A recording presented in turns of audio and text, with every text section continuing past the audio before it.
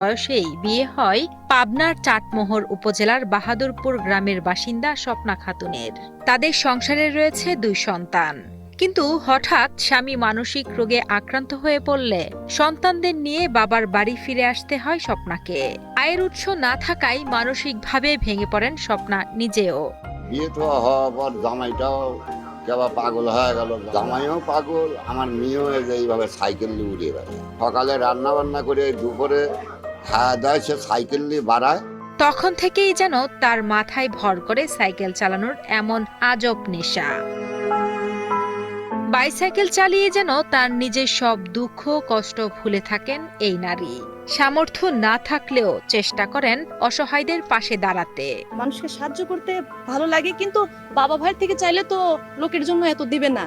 তো নিজের টাকা হলে খরচ যতই করলাম, এটা কেউ জানলো না যে কত টাকা খরচ করলাম। ব্যবসা করার ইচ্ছে, আমরা গান লেখি, এটা নিয়ে কাজ করার ইচ্ছে। স্থানীয়রা জানান স্বপ্না ভালো মনের একজন মানুষ। শাড়ি পরে তার এমন সাইকেল চালানো দেখতে ভালো লাগলেও স্বামীর মতো তিনি নিজেও মানসিকভাবে পুরোপুরি সুস্থ নন। সব সময় ছিল তো আমার সাথে ভাই জিন আছে, আমার দেখে সব যত রকম গাড়ি আছে সাইকেল দেখে ভয় পায়। খুব উপকার করে, আর যাকে খুবই খারাপ বুদ্ধি দেয় না, ও যাকে বুদ্ধি দেয় তাকে ভালো বুদ্ধি দেয়। স্বপ্না মেয়েটা খুব ভালো মনে করেন। ও সাইকেল চালায় হচ্ছে গান বেড়ায়, মেয়ে মানুষ সাইকেল চালায় বেড়ায়, সবাই অবাক হয়ে যায়। রাস্তাঘাটে দেখলি পরে পরিচিত হয়ে গেছে। মানসিক ভাবে এই সমস্যা একটু আছে, হ্যাঁ এইটুকাই, তাছাড়া আর কিছুই নাই। খুবই ভালো।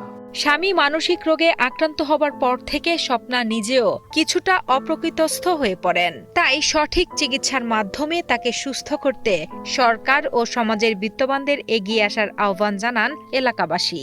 মানসিকভাবে অসুস্থ তার স্বামীও কিন্তু একই অবস্থা।